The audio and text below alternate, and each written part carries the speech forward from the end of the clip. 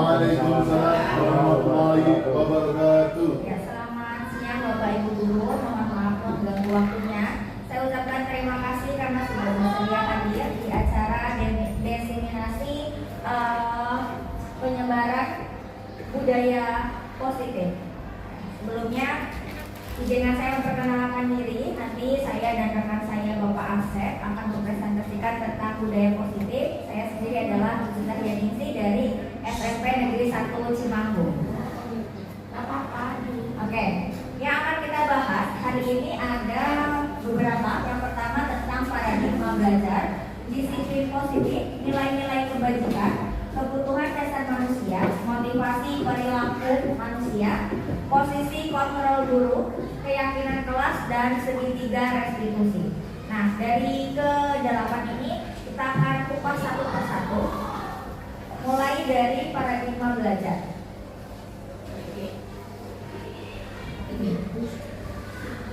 Paradigma belajar itu mengalami perubahannya. Jadi pembelajaran dengan paradigma baru merupakan pembelajaran yang dirancang berdasarkan prinsip pembelajaran berdiferensiasi. Nah, pasti saya yakin Bapak Ibu sudah tidak asing lagi dengan apa itu pembelajaran berdiferensiasi. Tujuannya apa kira-kira pembelajaran berdiferensiasi itu?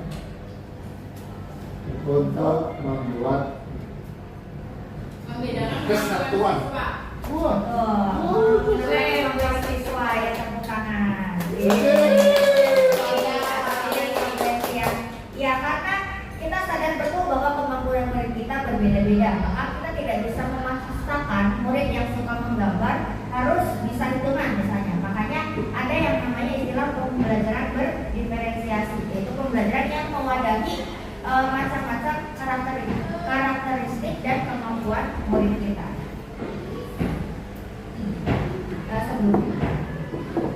Ya, jadi kebutuhan peserta ini disesuaikan dengan perkembangan teori psikologis modern dan mewujudkan profil pelajar Pancasila. Ya, kita tahu ya di kurikulum Merdeka ini ada yang namanya profil pelajar Pancasila. Bahkan ada proyeknya yang dimasukkan ke dalam pembelajaran.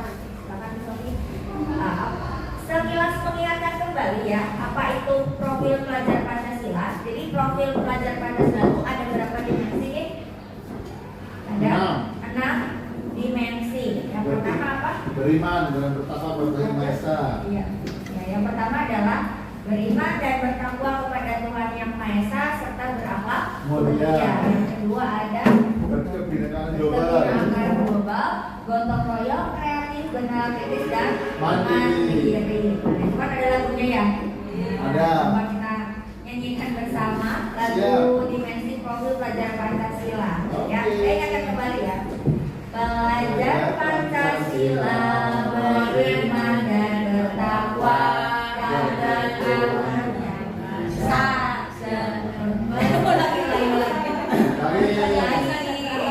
Pelajar Pancasila beriman dan bertakwa pada Tuhan Yang Esa dan berakhlak mulia, berkebinekaan global, gotong royong mandiri, kreatif dan bernalar kritis.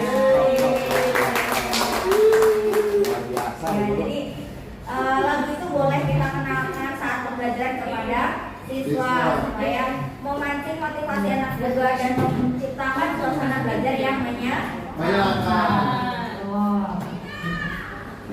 Jadi ada terjadi miskonsepsi teori kontrol menurut William Webster. Itu miskonsepsi yang pertama adalah ilusi bahwa guru itu mampu mengontrol siswa. Ya. Jadi selama ini masih banyak yang berpikir kalau kita itu guru bisa mengontrol siswa kita. Kita memposisikan siswa kita itu sebagai wayang misalnya. Jadi kita berhak mengontrol siswa kita harus A, B, C, D dan sebagainya.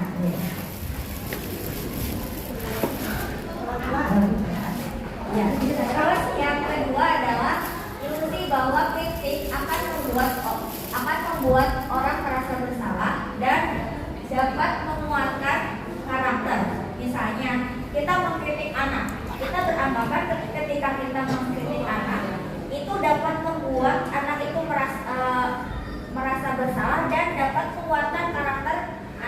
Padahal tidak selamanya kritik yang kita berikan itu akan membangun karakter anak. Bisa jadi kritik yang kita berikan ke anak itu akan membuat anak down.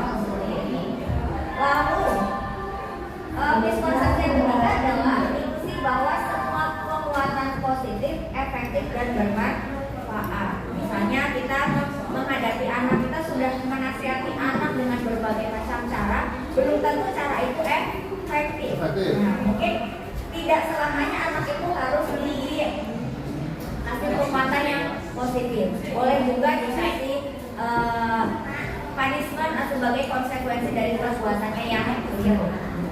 Lanjut ke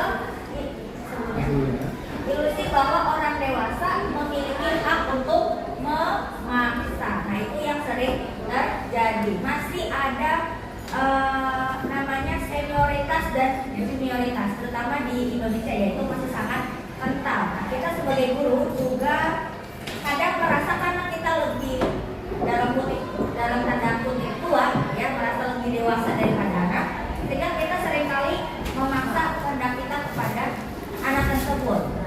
Padahal dewasa itu tidak hanya terkait umur, bisa saja siswa kita kadang melakukan tindakan yang lebih dewasa daripada kita, atau pemikiran yang lebih dewasa daripada kita sebagai seorang guru.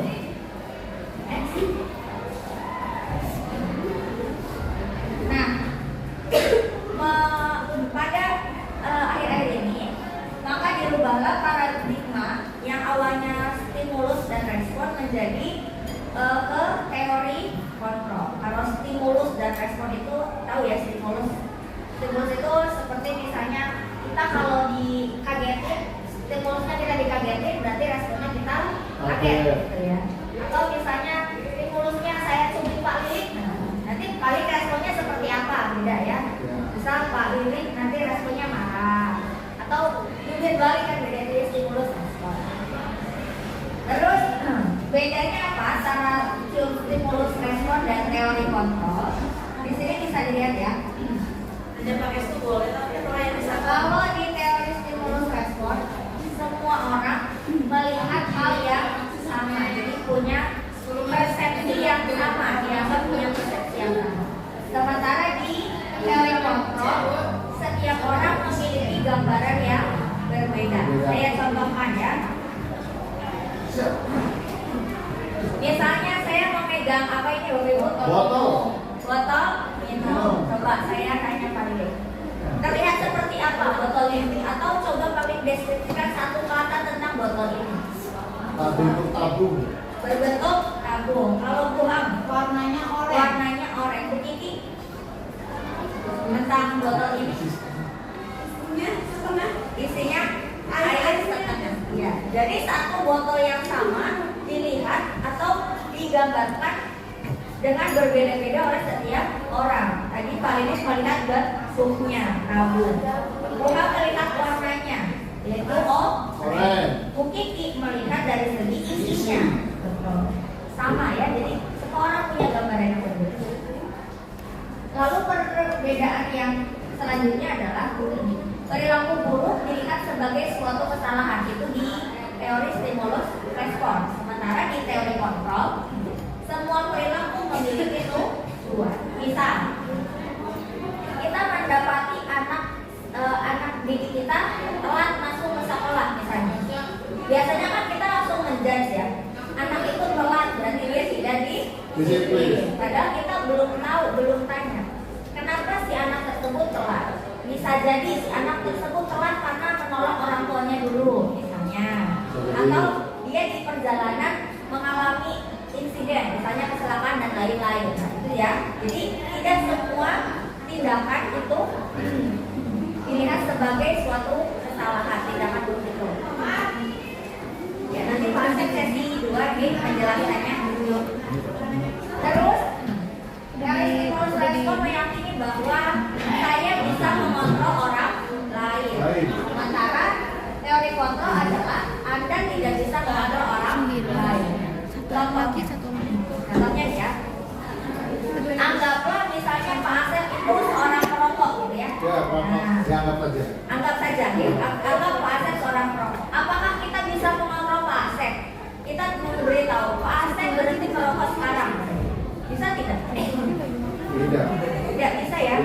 Yang bisa mengontrol Pak Asep nantinya berhenti merokok hanya Pak Asep.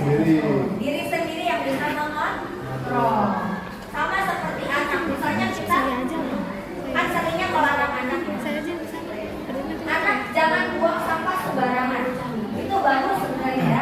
Cuma kalau dari diri anak tidak memiliki kesadaran akan pentingnya membuang sampah pada tempatnya, maka anak itu tidak akan punya kesadaran membuang sampah pada tempatnya. Buktinya masih banyak anak kita yang membuang sampah sembarangan.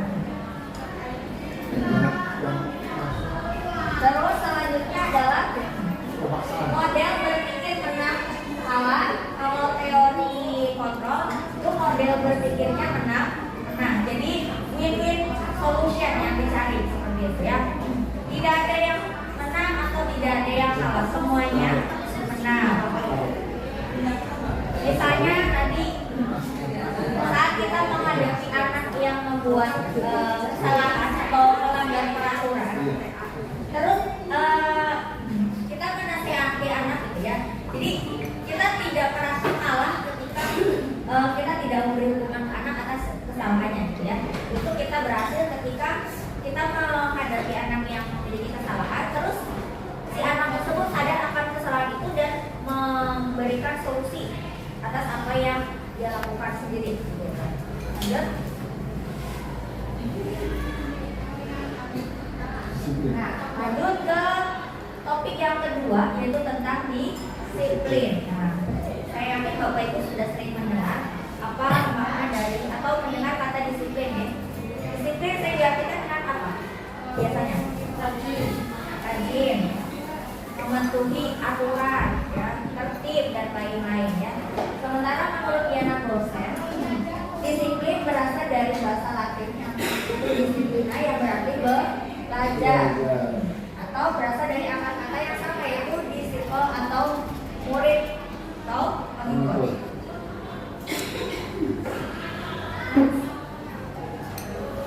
Kalau disiplin positif itu berarti disiplinnya seperti apa? Adalah cara penerapan disiplin yang bertujuan untuk menumbuhkan kesadaran, ya, perlu digarisbawahi, kesadaran serta memberdayakan peserta didik tanpa penghargaan atau reward, ancaman atau hukuman. Jadi disiplin positif itu intinya bagaimana kita menciptakan kesadaran anak, benar-benar dari anak yang sadar, tanpa anak itu berpikir kalau dia melakukan A, dia akan mendapatkan reward atau justru akan mendapatkan hukuman. Nah, biasanya kan ada yang misalnya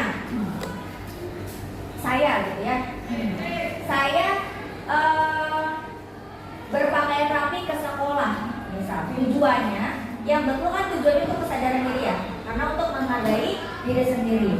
Kalau misalnya belum sadar, misalnya karena motivasinya ingin dipuji atau ingin diberi reward sama orang, kan bisa jadi, atau berpikiran berpakaian rapi ke sekolah karena takut nanti kalau nggak rapi dihukum. Nah itu pola pikir yang salah. Maka kita sebagai peserta didik, marilah kita berusaha menumbuhkan kesadaran anak tentang pentingnya menyadari keyakinan yang ada pada diri anak tersebut.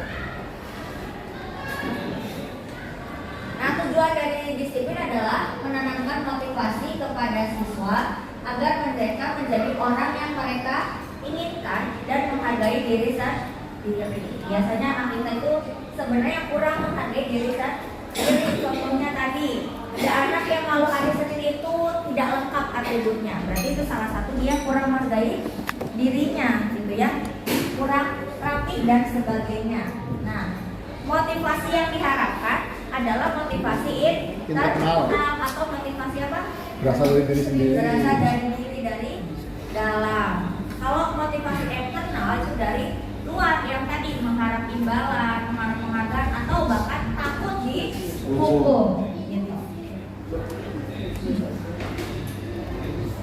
Nah, kita sebagai pendidik tujuannya adalah memiliki peserta didik yang memiliki disiplin diri sehingga mereka berperilaku mengacu pada nilai-nilai kebajikan universal dan mempunyai motivasi intrinsik.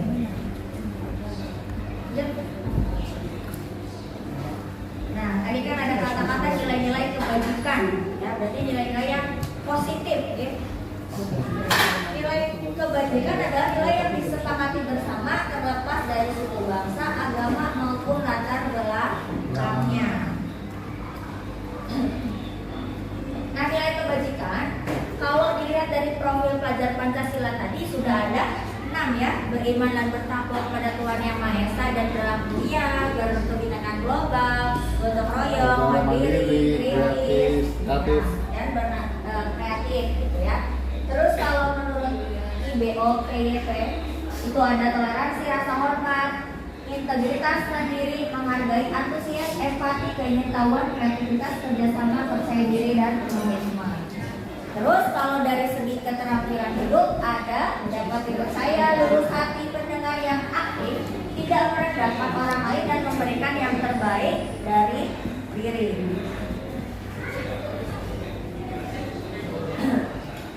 Selanjutnya adalah tentang kebutuhan dasar.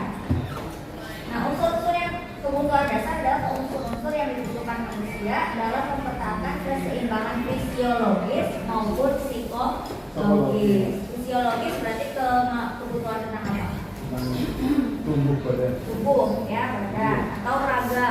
Kalau psikologis ke mental atau psikisnya. Nah, sekarang lagi booming banget ya di kalangan Gen Z, Gen milenial, bahkan Gen Alpha itu mental health.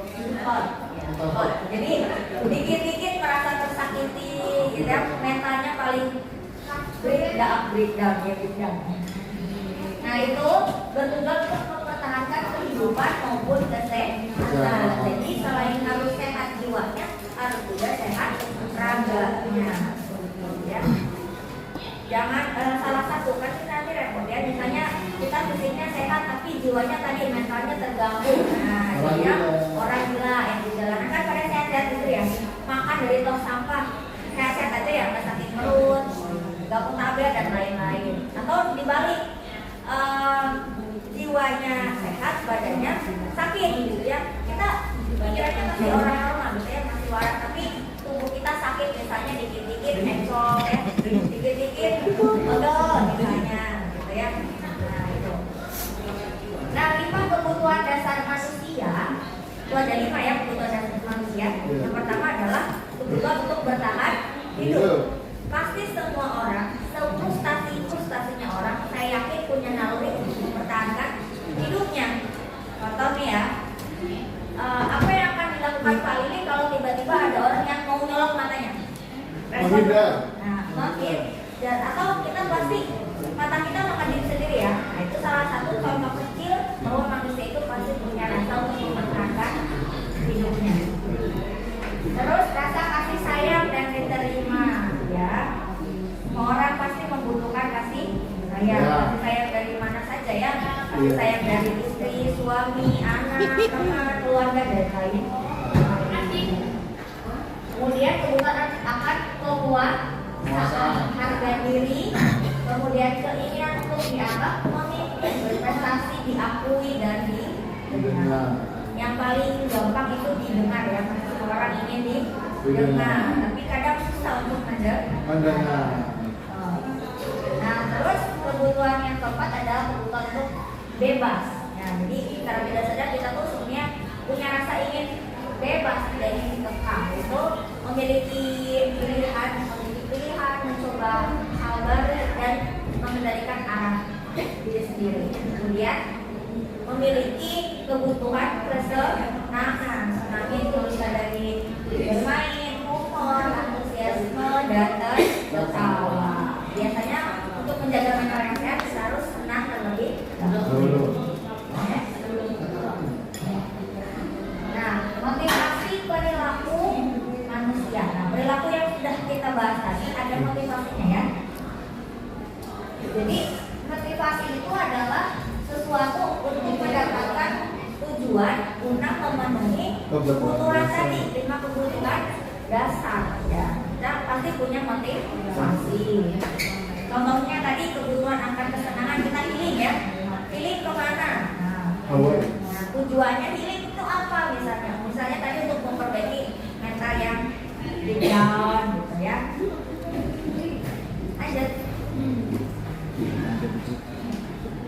Nah, motivasi perilaku manusia itu ada beberapa, dibedakan menjadi dua tadi ya, motivasi intrinsik atau internal dan motivasi ekstrinsik. Kalau motivasi intrinsik ya dari dalam diri kita, pengennya kita seperti apa. Kalau ekstrinsik atau eksternal itu motivasi yang karena adanya reward atau penghargaan atau karena takutnya ada hukuman.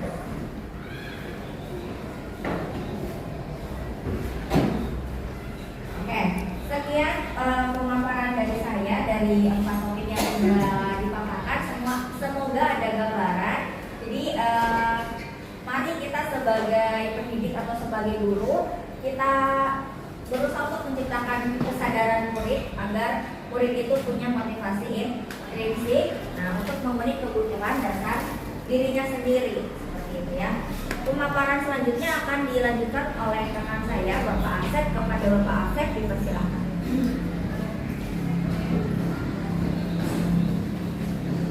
Ya. Baik, terima kasih Bu Cucu atas waktu yang sudah diberikan kepada saya. Biar lebih semangat ya dan tidak lemas, mungkin Bapak Ibu silakan berdiri terlebih dahulu. Ada satu permainan yang membuat Bapak Ibu lebih rileks ya. Silakan semuanya kita berdiri. Baik, permainan kali ini kita akan menyebutkan angka dengan menggunakan tangan ya. Jadi nanti ketika saya bilang angka 1, Bapak Ibu tulis di awal-awal 1. Kalau 2, 2 ya. Oke, instruksi yang pertama bisa dimulai. Tulis angka 1. 2, ya 3, 4. Lanjut 5, 6, 7, 8, 9, 10. Oke, itu gampang ya, pakai tangan. Nah, sekarang ada instruksi yang lain. Bapak Ibu sekarang coba menulis angka menggunakan badan.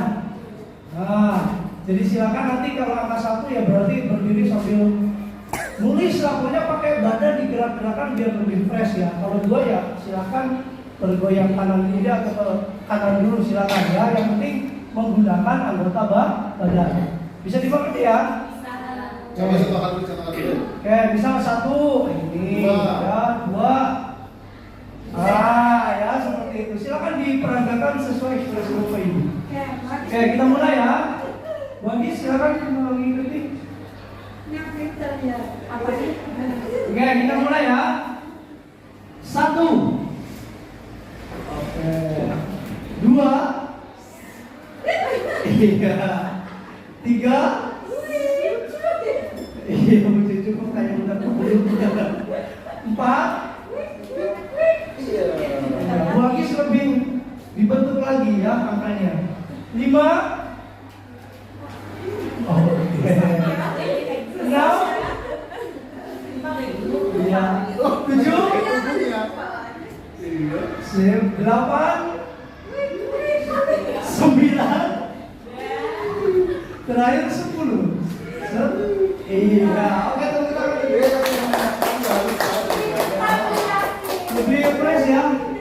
Saya lihat tadi sudah agak sedikit ngantuk, jadi mudah-mudahan dengan adanya games itu bisa lebih fresh kembali.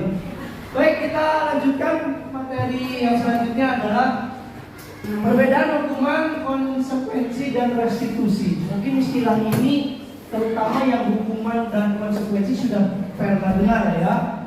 Karena sudah pernah kita laksanakan, namun di sini ada perbedaan yang mencolok, yang mungkin selama ini kita keliru. Apakah yang kita terapkan ke anak adalah hukuman atau konsekuensi? Mari kita bahas sama-sama. Jadi yang namanya hukuman itu tidak terencana atau tiba-tiba. Misalnya anak datang terlambat kemudian disuruh bending atau push up atau sit up. Jadi itu adalah hukuman, lebih cenderung kepada fisik anak. Kemudian yang kedua, murid tidak tahu dan tidak dilibatkan, ya karena memang di sini bersifat satu arah. Yang menentukan atau yang memutuskan bentuk hukumannya itu adalah dari satu orang atau satu arah seperti itu. Yang keempat berupa hukuman fisik, ya atau psikis juga. Itu adalah hukuman. Lalu apa bedanya dengan konsekuensi? Nah di sini kalau konsekuensi yang tadi hukuman tidak direncanakan atau bukan atas dasar kesepakatan, sedangkan konsekuensi itu terencana. Ya jadi sudah direncanakan dan sudah disepakati oleh semua pihak sesuai aturan. Jadi kesimpulannya konsekuensi itu dua arah ya, tidak hanya satu orang yang memutuskan. Bisa terjadi di sini adalah kesepakatan antara murid dengan murid, guru dengan murid, ataupun guru dengan guru yang mengacu pada aturan sekolah. Yang kedua, murid tetap dibuat tidak nyaman. Ya, jadi memang meskipun konsekuensi itu hasil kesepakatan bersama, tetap di sini sebisa mungkin dibuat tidak nyaman yang untuk siswa, agar siswa tidak melakukan kesalahannya kembali. Yang ketiga adalah sikap guru selalu memonitor murid, ya. Jadi di sini selalu memantau, mengawasi dan memonitor murid. Itu adalah konsekuensi. Sampai sini bisa membedakan di Bapak Ibu antara hukuman dengan konsekuensi? Bu Siska? Bisa ya? Jadi itu perbedaan antara hukuman dan konsekuensi. Yang ketiga, nah ini mungkin ini adalah istilah baru ya di lingkungan kita, karena memang istilah ini restitusi ya, itu suatu proses untuk menciptakan suatu kondisi murid untuk memperbaiki kesalahannya. Jadi restitusi itu semacam penekanan ya, penekanan supaya murid bisa memperbaiki kesalahannya. Biasanya dengan memberikan satu konsekuensi atau hukuman, kemudian di situ si murid itu sendiri yang bisa mencari solusi permasalahan yang terjadi.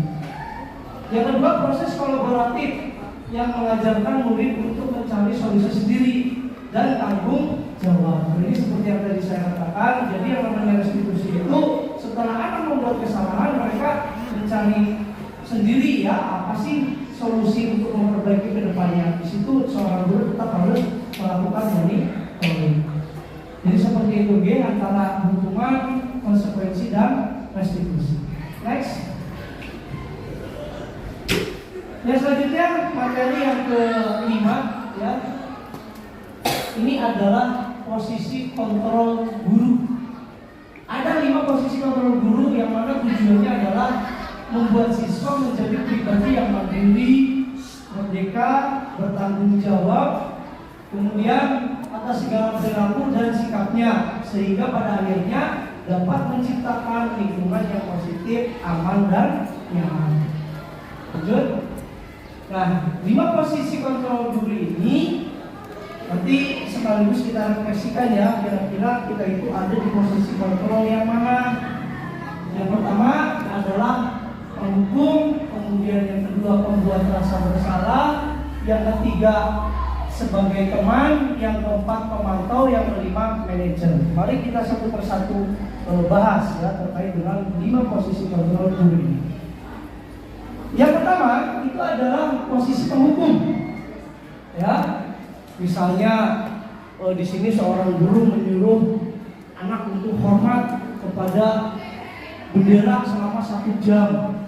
Jadi ini termasuk posisi kontrol penghukum ya, ini sebagai penghukum. Kemudian yang kedua pembuat rasa bersalah. Ini kita langsung ke contohnya ya. Misalnya beberapa kali Bapak Ibu guru harus memberitahu kamu solusi, selalu aja mengecewakan Bapak Ibu. Jadi di sini kalimatnya itu seolah-olah siswa itu dibuat kecewa dengan kata-kata selalu saja mengecewakan Bapak Ibu. Ya. Sehingga harapannya dengan mengatakan seperti itu, di sini siswa akan merasa bersalah. Jadi itulah yang dinamakan dengan posisi kontrol pembuat rasa bersalah. Yang ketiga adalah sebagai posisi teman, ya. Ini misalnya, ayo dong ikuti peraturan sekolah, tolong bantu Bapak Ibu ya. Ya sudah, lain kali jangan diulangi lagi. Jadi cara penyampaian kita kepada murid itu seperti kepada teman sendiri, sehingga disebut posisi kontrol sebagai teman. Next. Yang keempat, sebagai pemantau. Ini misalnya kita memberikan instruksi, kamu telah melanggar peraturan sekolah. Kamu tahu kan konsekuensinya setelah upacara kamu beli atribut di koperasi. Jadi di sini sebagai seorang guru itu hanya memantau saja atau mengawasi saja. Nah terakhir, ini yang paling penting dan yang paling bagus untuk diterapkan, yaitu posisi manajer. Ya, jadi contohnya apa kamu tahu kesalahanmu, di situ diruntut ya, mulai dari menanyakan apa sih kesalahannya, kemudian kira-kira bagaimana kamu bisa memperbaiki kesalahanmu, sehingga di sini seorang guru itu bisa mengantarkan peserta didik yang merasa bersalah, kemudian diselesaikan masalahnya dan menemukan solusinya. Itu adalah posisi kontrol manager. Next, nah sekarang sekaligus kita merefleksikan diri kita ya. Saya atau aku pada posisi kontrol yang mana nih? Nah coba Pak Didik. Untuk yang pertama, saya kecewa sekali dengan kamu. Patuhi aturan saya atau awas nanti kamu selalu saja salah. Ini kira-kira posisi kontrol apa? Penghukum, manajer, pemantau. Apa? Pembuat rasa bersalah. Oke, mari tepuk tangan untuk Pak Didik. Biasa, sudah langsung memahami ya. Jadi kata-kata saya kecewa itu sudah seperti yang membuat rasa bersalah. Selanjutnya, kamu tidak pernah benar melakukannya. Bapak sangat kecewa dengan kamu. Berapa kali ibu harus memberitahu kamu ya? Ini apa ini Bu Tia? Sebagai pembuat rasa bersalah juga ya. Jadi di situ kata kuncinya adalah Bapak sangat kecewa dengan kamu.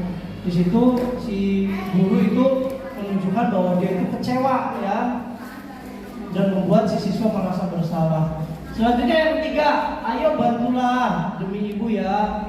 Ayo ingat tidak semua bantuan ibu selama ini.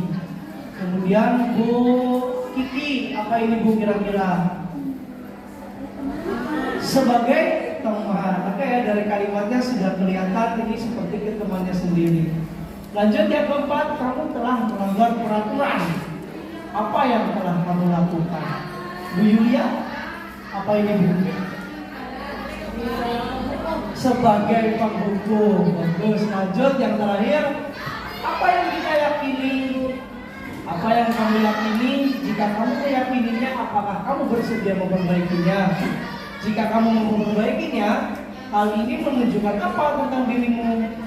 Dan yang terakhir, apa rencanamu untuk memperbaikinya? Ini dari kalimatnya sudah bisa kita lihat ya. Di sini adalah seorang manajer ya. Posisi kontrol sebagai seorang manajer.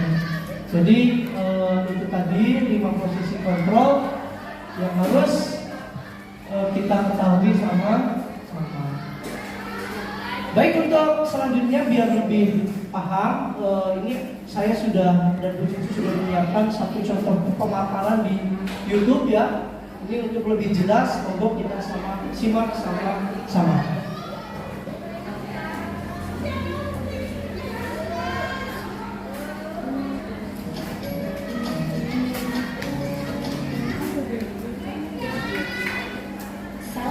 Ibu dan Bapak guru hebat dalam penerapan disiplin institusi. Salah satu program yang dikembangkan adalah 5 posisi kontrol. 5 posisi kontrol dalam institusi adalah proses perjalanan seorang metodologi agar dapat mengenali. Pada video kali ini kita akan membahas tentang 5 posisi kontrol yang dikembangkan oleh Dian Blossom dan contoh penerapannya.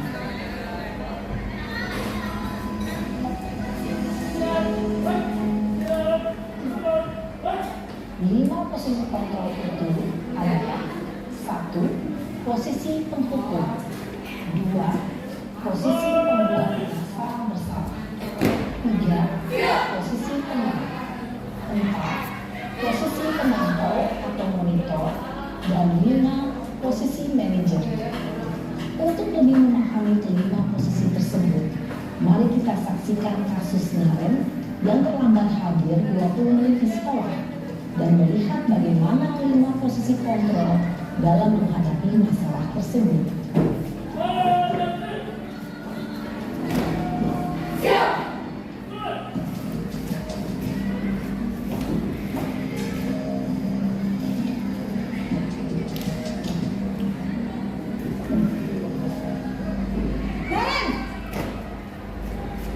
Sini kamu. Selamat pagi, Bu. Selalu terlambat. Kamu deh, pasti terlambat. Maaf, Bu. Saya Apa? Apa coba? Alasan kamu apa lagi? Kapan sih kamu tidak terlambat? Malas sekali ya kamu jadi anak. Dasar pemalas. Gak kapok-kapok sih kamu. Sudah berapa kali terlambat? Sana, kamu keliling lapangan basket 2 kali. kenapa saya harus keliling lapangan basket, Bu? Kenapa? Kamu melawan ibu. Berani-beraninya jawab. Sudah terlambat, masih berani jawab pula. Sekarang, keliling lapangan basket 5 kali sekalian. Biar kapok. Cepat. Pergi sana ke lapangan basket. Posisi terpukul biasanya berbicara dengan nada tinggi, menghardik, menunjuk-nunjuk, menyakiti, dan menyindir. Hukuman bisa berupa fisik maupun psikis. Ibu dan bapak guru hebat. Dampak yang terjadi pada murid ketika guru berada pada posisi terpukul adalah murid cenderung akan memberontak, bahkan menyimpan dendam.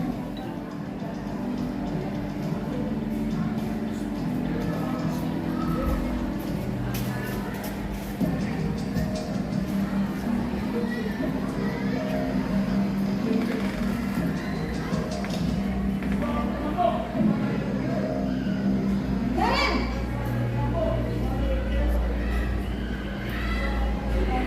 Selamat pagi, Bu. Naren. Kamu kenapa terlambat lagi, nak? Ya Tuhan, Naren. Kamu senang ya bikin ibu susah ya?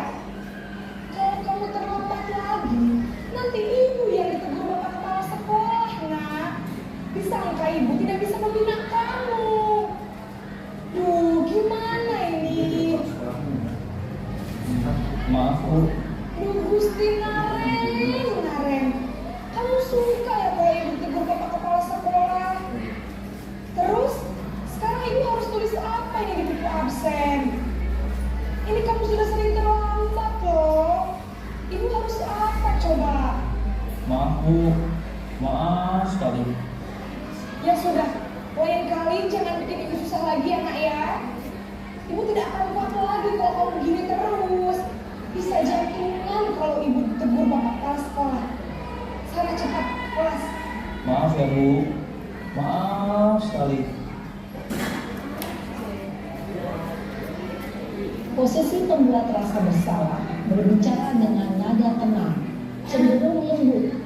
Namun kata-kata yang diutarakan membuat murid merasa menjadi orang yang gagal, memandang buruk dirinya sendiri, merasa tidak berharga, dan tidak sanggup membahagiakan orang lain. Ketika guru mengambil posisi pembuat rasa bersalah, murid akan menganggap dirinya yang bersalah dan ia akan menyimpan emosi negatif tersebut di dalam dirinya.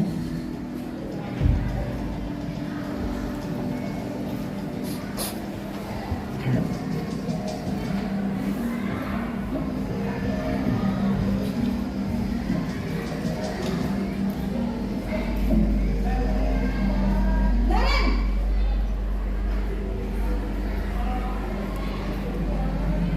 Selamat pagi, Bu.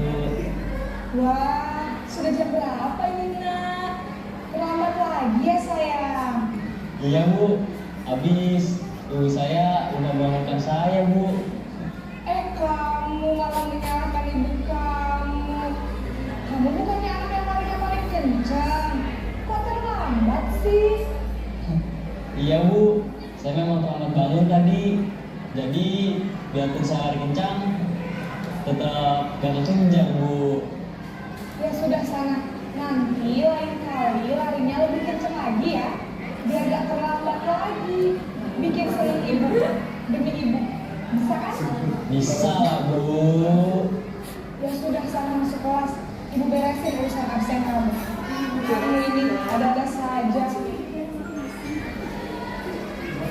Dalam sesi teman, guru berbicara dengan nada suara ramah, akrab, cenderung bersenda gurau untuk menjaga suasana tetap santai. Murid akan merasa senang, aman, dan akrab dengan guru. Identitas yang tercipta adalah identitas sukses atau berhasil. Namun, perlu diingat, karena ini masih dorongan eksternal, maka ada faktor ketergantungan dari murid kepada orang tertentu. Di sini, guru absennya, sehingga di lain waktu, murid bisa berperilaku baik, namun hanya kepada orang-orang tertentu saja.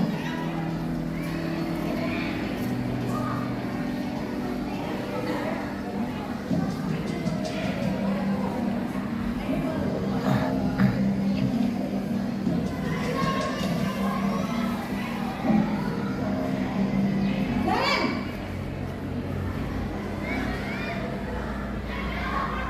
Selamat pagi Bu.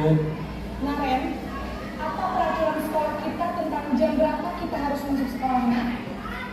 Kita harus di sekolah jam 7 Bu. Iya betul, sekarang sudah jam 7.20. Naren sudah tahu konsekuensinya jika terlambat hadir. Paham Bu. Saya harus tinggal kelas pas jam istirahat selama 20 menit. Iya benar, konsekuensinya demikian. Jadi nanti jam 9.30 pas istirahat, kamu harus tinggal di kelas, kerjakan tugas tambahan untuk kepentingan kamu, ya? Baik Bu. Posisi pemantau mengandalkan penghitungan atau data untuk mengontrol murid. Guru mengarahkan murid berdasarkan peraturan dan konsekuensi. Seorang pemantau menunjukkan bahasa tubuh dan ekspresi wajah yang datar dan cenderung formal.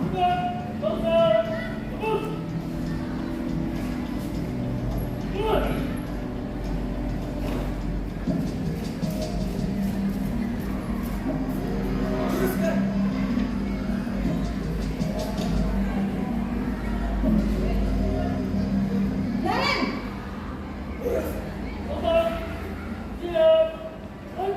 Selamat pagi Bu. selamat pagi Naren.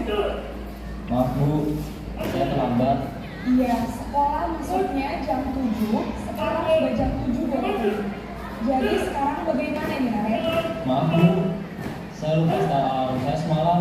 Baiklah, menurut kamu, keyakinan sekolah yang mana yang perlu kamu tingkatkan? Menghargai diri sendiri dan orang lain mungkin ya Bu. Setuju. Jadi, apakah Naren meyakini prinsip saling menghormati tersebut? Iya Bu, saya meyakininya. Apakah Naren bersedia memperbaiki masalah keterlambatan ini? Bersedia Bu. Bagaimana kamu akan memperbaiki masalah keterlambatan ini? Saya akan coba untuk tidak lupa menyetel alarm saya Bu. Baik, kalau Naren lupa menyetor alarm di rumah, ada orang yang kira-kira bisa bantu mengingatkan tidak? Ada Bu, kakak saya, Kak Emma. Ada lagi selain Kak Emma? Selain Kak Emma, ada ibu saya. Baik, jadi yang mengingatkan Naren adalah Kak Emma dan ibu kalian. Kira-kira akan mulai start alarm kapan nih Naren? Setelah pulang sekolah, akan segera saya lakukan. Baik, jadi Naren akan setel alarm untuk bangun besok pagi dan akan diingatkan oleh kakak dan ibu dan Naren ya. Ada lagi yang mungkin perlu dilakukan Naren agar tidak terlambat bangun lagi. Tidak ada Bu. Baik Naren, terima kasih untuk kerjasama kamu. Sekarang kamu perlu kembali ke kelas untuk belajar. Baik Bu, terima kasih. Posisi manajer adalah posisi kontrol dan disarankan untuk membimbing murid memiliki sikap disiplin yang positif, yaitu murid yang mandiri, bertanggung jawab, dan dapat memecahkan masalah. Tujuan dari posisi ini adalah agar murid dapat berefleksi atas tindakannya. Guru akan terus memberikan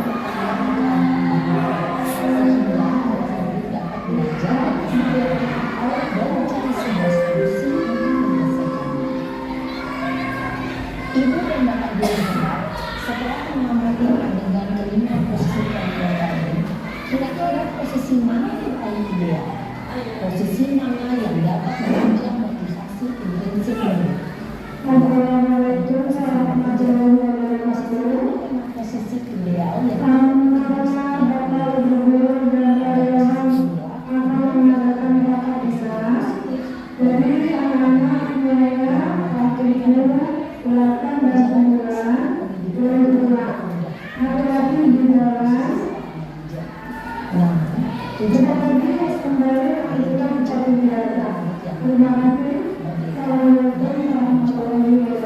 semoga penggambaran 5 posisi kontrol yang telah diperlihatkan ini dapat menjadi pelajaran refleksi bagi kita semua agar dapat terus mengasah dan menerapkan disiplin positif yang memerdekakan murid. Mari terus berlatih dan bersemangat. Selamat menerapkan. Salam dan bahagia Ibu dan Bapak Guru. Hebat. Ya, itu tadi Bapak Ibu tayangan tampilan video dari YouTube ya, paparan terkait 5 posisi kontrol guru. Sudah sangat jelas sekali, berikut dengan contoh realnya langsung ya. Di sana ada sinaren yang menjadi objek utamanya. Jadi setelah Bapak Ibu menyimak dan memperhatikan, kira-kira ada di posisi kontrol yang mana nih yang paling ideal buat kita? Manajer ya, betul sekali. Jadi itu tadi terkait dengan 5 posisi kontrol guru. Selanjutnya kita masuk ke materi yang selanjutnya adalah keyakinan kelas. Nah ini dulu itu sering kita mengenal dengan istilah kesepakatan kelas. Ya, kenapa sih harus berubah keyakinan? Mengapa keyakinan kelas? Kenapa bukan kesepakatan atau peraturan kelas? Jadi di sini keyakinan itu merupakan nilai-nilai kebaikan atau prinsip yang disepakati secara universal. Ya, orang akan lebih semangat atau tergerak untuk melaksanakan keyakinan daripada hanya mengikuti aturan. Karena keyakinan itu cenderung datangnya dari diri sendiri. Ya, jadi ada tidak ada instruksi, ada tidak ada perintah, dia akan tetap melaksanakan karena itu datang dari dirinya sendiri. Pembentukan keyakinan ini bersifat abstrak, berupa pertanyaan universal, kemudian dibuat dalam pernyataan positif atau kalimat positif. Maksudnya seperti apa? Jadi yang dinamakan kalimat positif itu tidak boleh ada istilah dilarang, jangan, ya misalnya dilarang membuat sampah.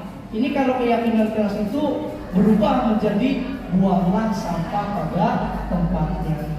Ya, jadi beda antara kesepakatan dengan keyakinan kelas. Sehingga keyakinan kelas itu dibuat dan disusun melalui kalimat-kalimat yang positif. Hindari kalimat jangan, hindari kalimat dilarang. Selanjutnya singkat, jelas dan mudah dipahami. Ya, sesuaikan dengan kondisi kelas. Ini kenapa harus disesuaikan? Karena memang setiap kelas itu berbeda-beda karakternya, berbeda-beda kesalahannya, tingkah lakunya, dan lain sebagainya, sehingga sebisa mungkin dalam membuat keyakinan kelas itu harus disesuaikan dengan kondisi lingkungan kelas itu sendiri. Yang terakhir, semua warga dilibatkan saat pembuatan. Ya, jadi antara murid, guru, wali kelas semuanya itu dilibatkan. Itu terkait dengan keyakinan kelas. Kita masuk ke materi segitiga restitusi. Apa sih restitusi? Tadi di awal sudah sempat dibahas. Restitusi itu adalah proses menciptakan posisi bagi siswa untuk memperbaiki kesalahan mereka, sehingga mereka bisa kembali pada kelompoknya dengan karakter yang lebih kuat. Restitusi dapat membantu siswa menjadi lebih mempunyai tujuan, ya, memiliki disiplin positif, memulihkan dirinya ketika berbuat kesalahan.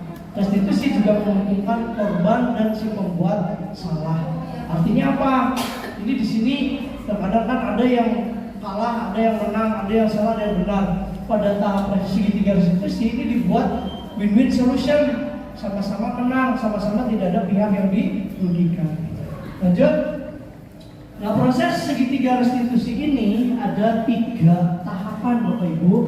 Jadi setiap kali ada masalah, ini bisa kita terapkan ini dengan teori segitiga restitusi. Yang pertama itu adalah menstabilkan identitas. Dengan contoh apa misalnya? Ya ini setiap orang pasti pernah melakukan kesalahan. Jadi distabilkan dulu. Jangan langsung tolong salah kamu kenapa ini kenapa? Kok seperti ini? Enggak seperti itu. Jadi kita cari tahu dulu, distabilkan dulu mentalnya supaya dia lebih tenang. Sehingga ketika si anak itu sudah tenang, dia akan lebih enak menjelaskan kronologis kejadiannya seperti apa.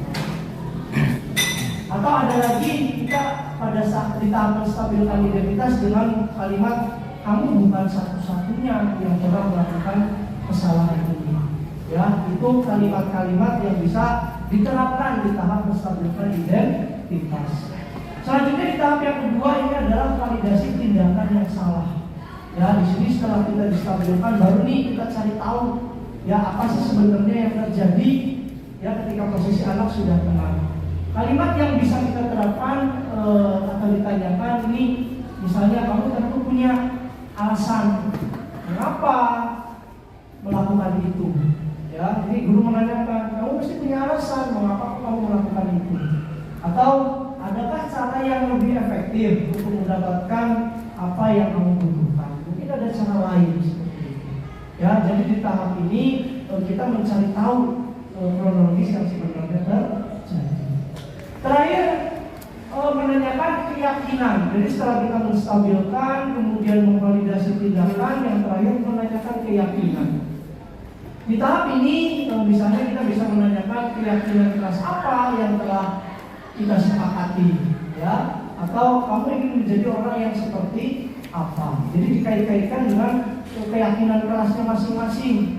Karena di tahap terakhir ini yang menjadi pokok penyelesaian masalahnya seperti itu. Lanjut.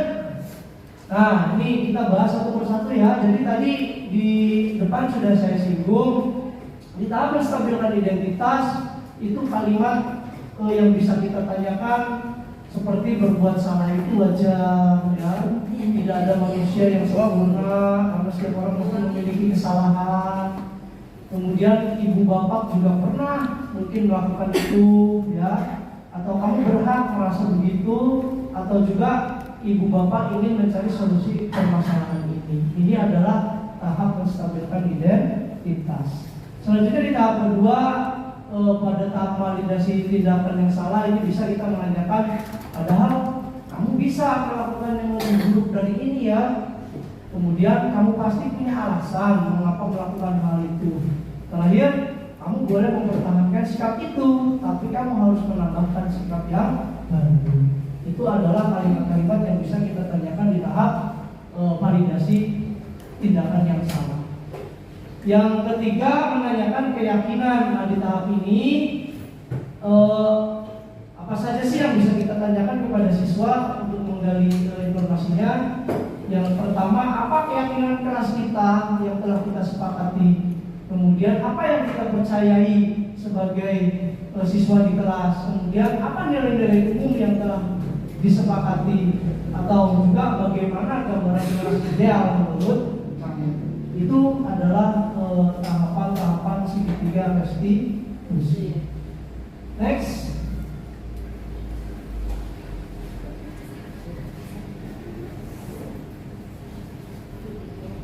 Oke, biar lebih jelas kita tampilkan kembali. Mari kita simak sama-sama terkait dengan contoh penerapan ya, contoh penerapan segitiga restitusi. Mari kita simak bersama.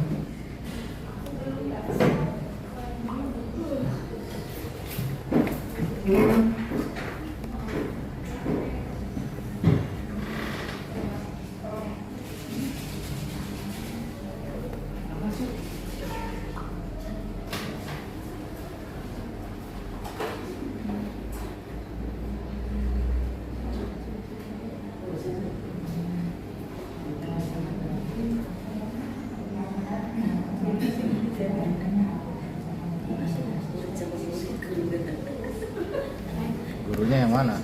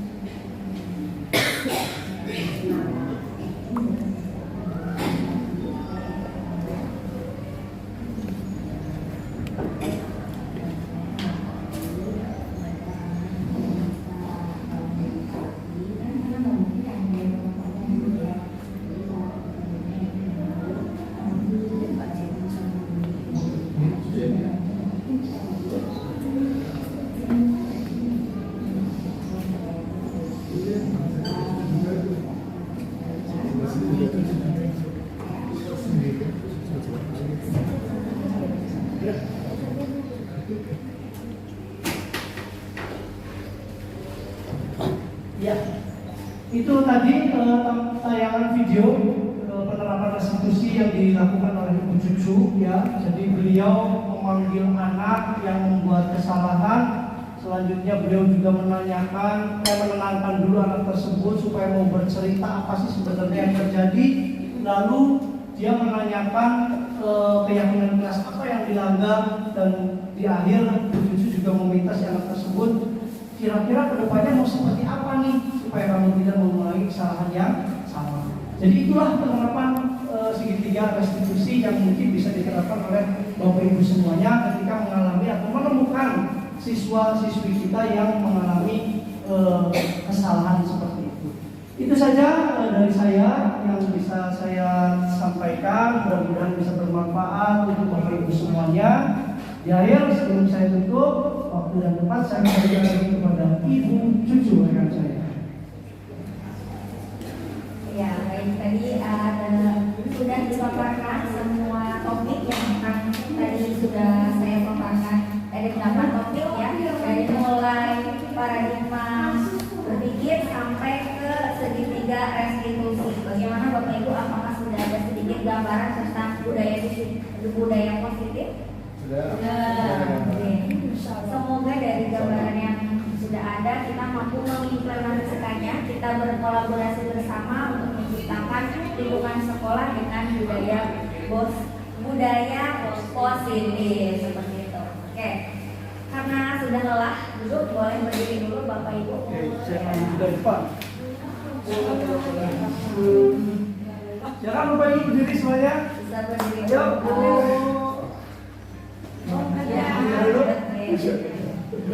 Kita belajar tepuk-tepuk dulu nih Pak.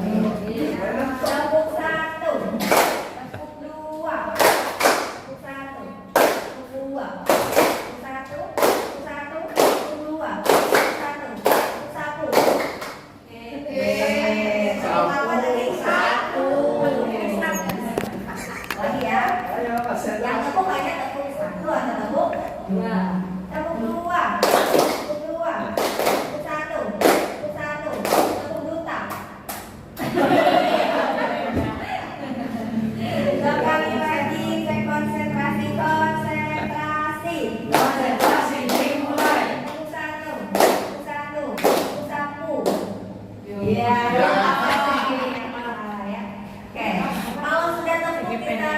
Bernyanyi sedikit ya.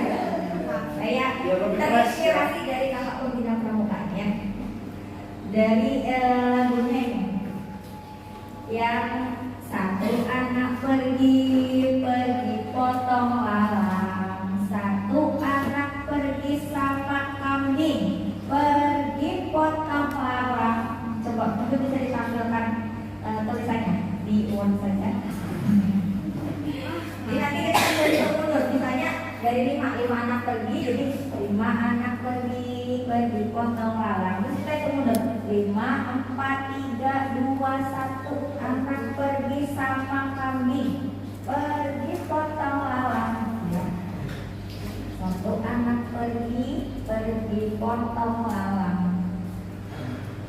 Bila langsung 1 anak pergi sama kambing, pergi potong lalang, gitu ya. Nah itu kalau 1. Kalau misalnya angkanya berapa itu mundur, angkanya 7, berarti 7, 6, 5, 4, 3, 2, 1 anak pergi sama kambing gitu ya. Kita coba dulu ya dari 1. Boleh baca tulisnya ya. 1, 2, 3. 1 anak pergi potong lalang. 1 anak pergi sama kambing, pergi potong lalang. 3 anak pergi potong lalang. 3, 2, 1 anak pergi sama kambing,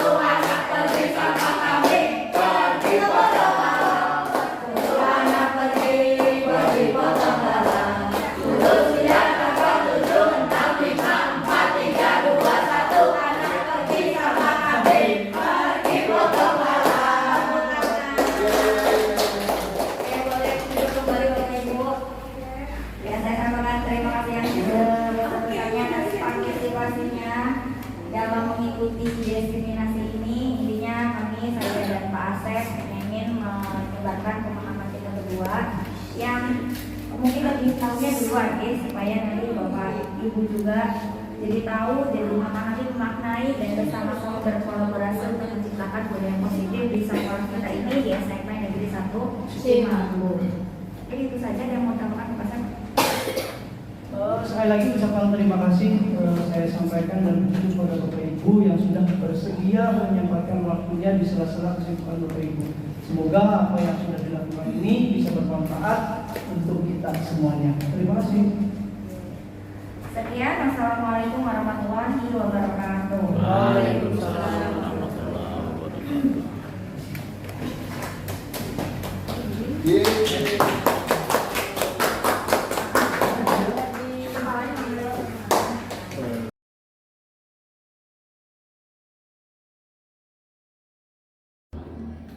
Kamelia, selamat pagi.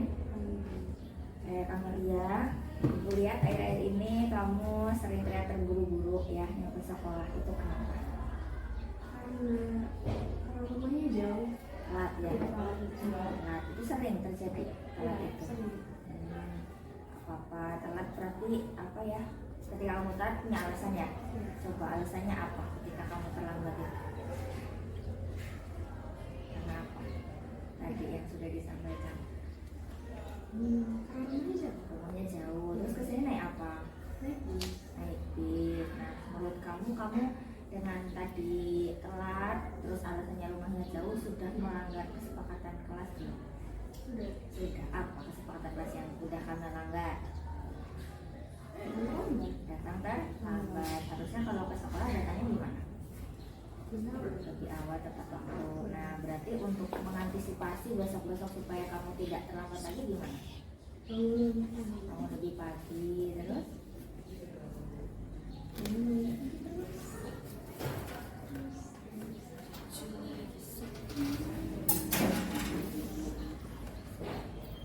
Mau Inggrisnya berarti juga lebih pagi supaya apa? Iya. Berarti Kamelia sudah yakin besok-besok akan bangun lebih pagi supaya tidak terlambat. Ya, oke. Terima kasih Kamel, lain kali semoga Kamel nanti bisa bangun lebih pagi. Kan karena nggak mungkin ya dari rumah kamu gitu ya. Jadi salah satu solusinya itu bangun lebih pagi supaya kamu bisa nungguin juga lebih pagi dan harinya datang ke sekolah lebih awal. Ya, betul. Oke, terima kasih. Semoga masalahnya bisa terselesaikan. Kamu tidak mengulangnya lagi, siap? Siap. Oke. Terima kasih Kamelia buat LD. Sehat LD? Oh iya. Sehat. Kemarin saat ibu masuk kelas, nah LD terlihat membuang sampah di kelas ya? Ya. Iya, sembarangan berarti ya. Oke, nggak apa-apa. Itu manusiawi ya. Kadang-kadang lupa untuk membuang sampah pada tempatnya. Nah, Eldes, ketika Eldes membuang sampah sembarangan itu, Eldes merasa bagaimana? Merasa apa yang Eldes rasakan ketika Eldes membuang sampah sembarangan? Merasa tidak Nyaman. nyaman.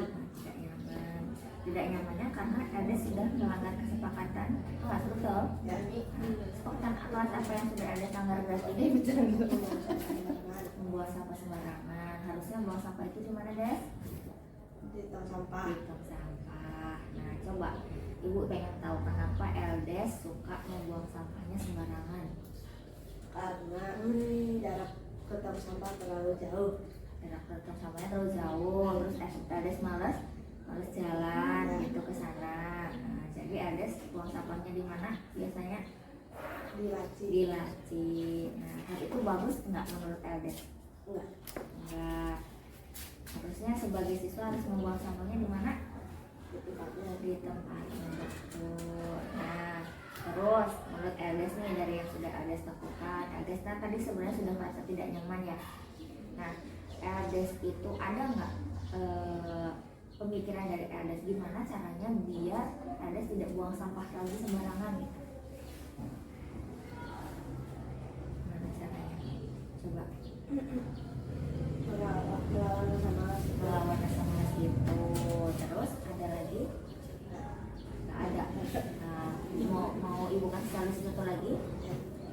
Ada mungkin bisa naruh sampahnya di saku dulu ya, jangan dilaci, disaku. Terus ketika Ades nanti jalan yang tempat sampah terus Ades buang ke situ. Coba diulang lagi, selain tadi melawan rasa malas apa diungkapkan lagi?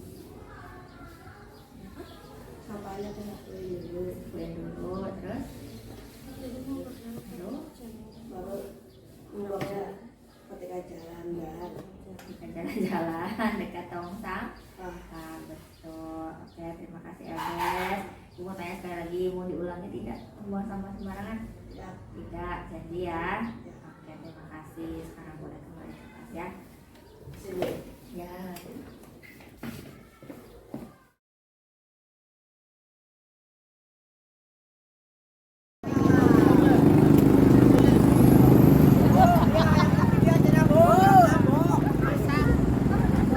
Tidak mau pakai tangan.